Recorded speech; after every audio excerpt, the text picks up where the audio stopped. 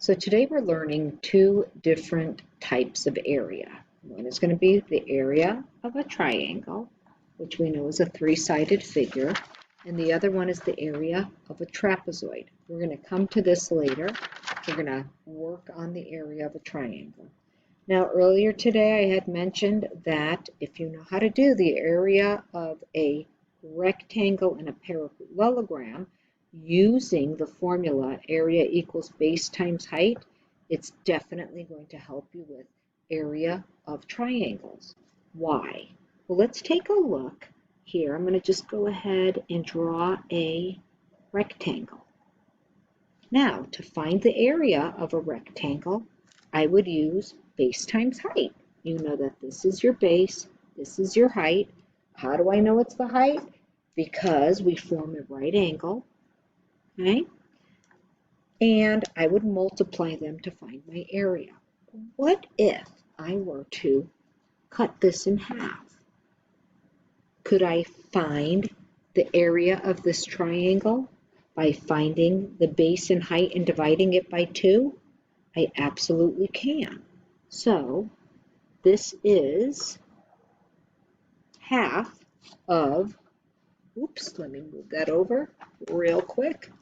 This here is half the area of this rectangle. So let's write down what those formulas are for area of a triangle. There are 3, but I'm going to be honest with you. The first one we write is my favorite, so I'm going to highlight it. What it is just what we did. We take area equals base times height, and we divided it in half, so we say divided by 2. That is the one that you will use the most. Now, that does not mean you will not see the next one. The next one absolutely means the same thing as what this is. So the next one that you're going to see probably a lot of is half the base times the height. And guess what? Base times height divided by 2 actually means half the base and the height. Because what we end up doing is just dividing base times height by 2. Another way you might see it, and you're more than welcome to use it, is base times height divided by 2. We take the base, the height, we divide by 2. We follow the order of operations, moving from left to right. So those are the formulas. Now here's where things can get kind of tricky. It's figuring out which one is my base and which one is my height. So here is an example of a triangle. Again, I'm going to use my formula. I always write down the formula that I'm going to be using, and then I plug in the values. So before I can even do anything, I need to determine which one is my base and which one is my height. Why isn't this my base or this my base? Well, notice how we have this dotted line here. That dotted line, when it starts at the vertex, which is where 2 lines meet and form a point, and we come down, what happens is we end up with a 90-degree angle. A 90-degree angle forms a square. So what I want you to think about when you're looking at height is this ends up being an H. Now remember, you can also have a square on the other side. Sometimes it'll be a backwards H, but that is your height. So I now know that this is my height. Well, which one is my base? Why is 14 my base? Because that is the base. Well, it's where the height meets the line. You're not meeting the line here. It's meeting it here. So this has to be my base. This is one of those detractor numbers. Now I can plug everything in. And I say area equals, my base is 14 and my height is 16, but I have to divide it by 2. I always start with multiplication, so I'm going to come over here, and please remember to practice your multiplication. It's very important. We say 4 times 6 is 24. I put the 4 in the 1s and the 2 in the 10s. 4 times 1 is 4, and I add those two 10s, so I get 64. Now I'm going to give it a hug, give it a kiss, get rid of this. 1 times 6 is 6. 1 times 1 is 1. I add it together because those are my partial products, and I get 224. So now I'm going to go back over here. If you notice, I do it operation by operation. Now I have 224 divided by 2. Again, I'm going to do the hard work. I'll come right over here, and I'll say 2 goes into 224. Remember how we do long division? 2 goes into 2. 1 times 2 is 2. I subtract, and then I bring down. 2 goes into 2. 1 time. 1 times 2 is 2. I subtract, and I bring down. This is a nice one because it ends up nice and even. 2 goes into 4. And my area is 112. We have inches, and it is inches squared. So that is how I solve for area. Now, here of a triangle, I will do the same thing here. Again, this time I'm only given 2 dimensions. This forms a right angle, so this must be my height, and this must be my base. I'm going to go ahead and write my formula. I'm going to plug in my numbers. 3.5 times 2 divided by 2. Now this is kind of funny. Now I can go ahead and multiply, but wait, can you notice something? If I have 2 divided by 2, doesn't that equal 1? So my area ends up being 3 5/10 meters squared.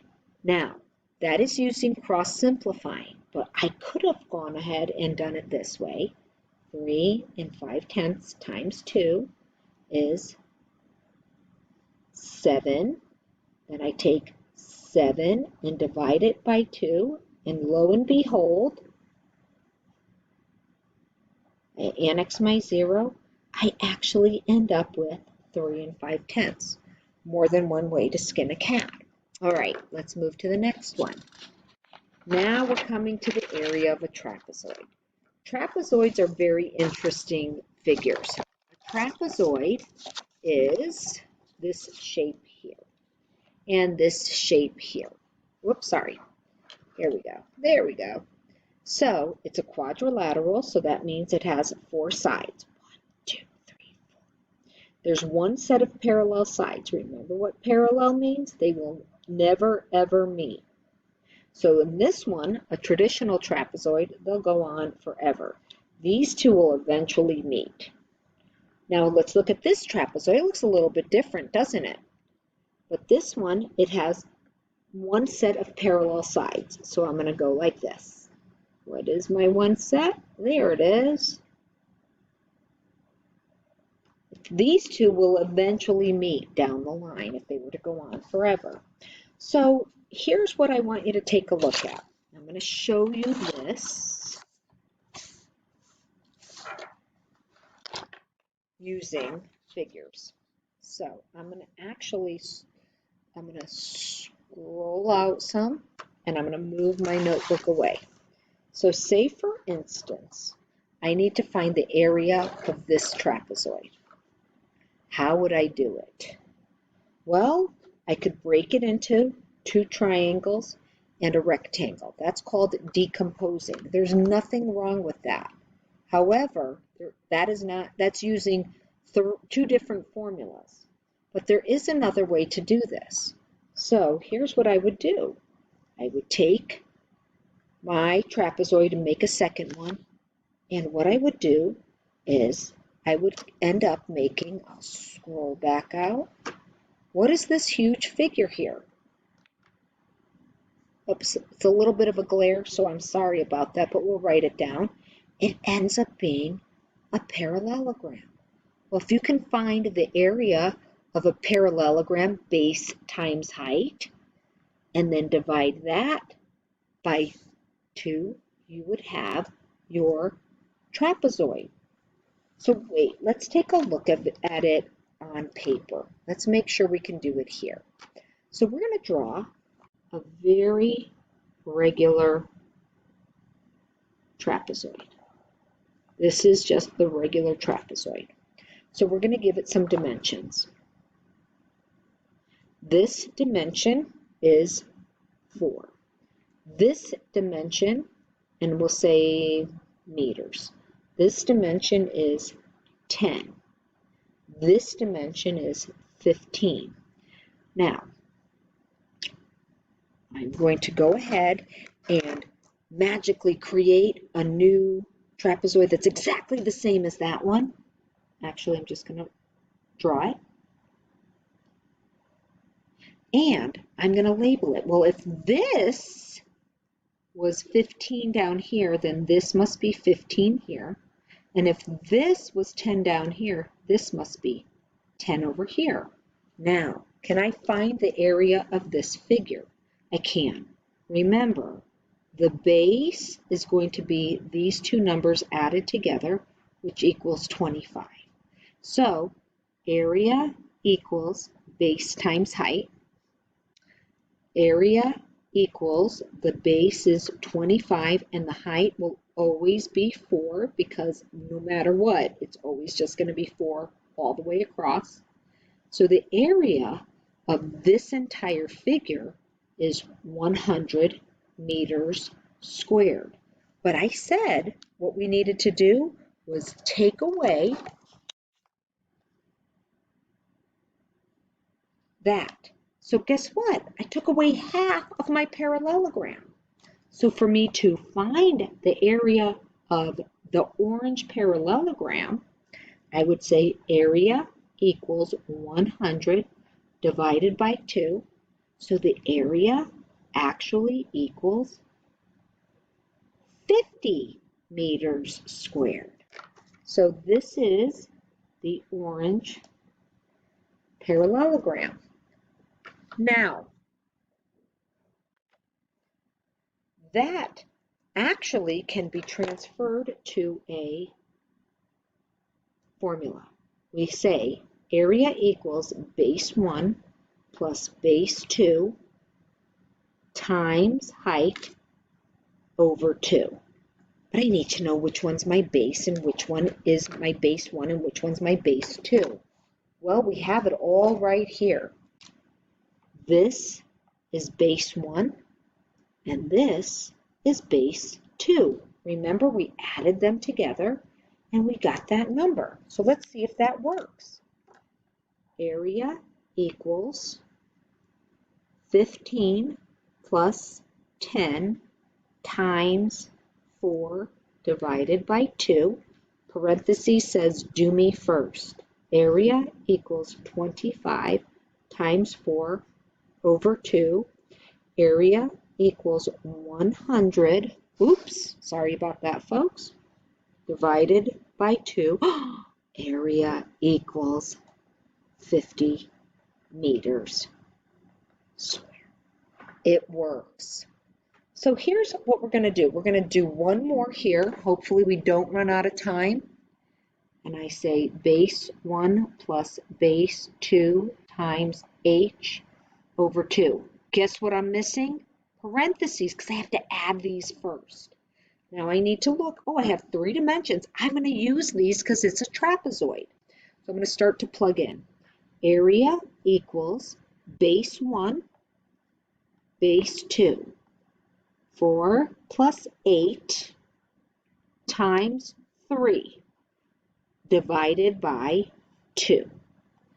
Area equals 12 times 3 divided by 2. I do it one operation at a time. Area equals 36 divided by 2.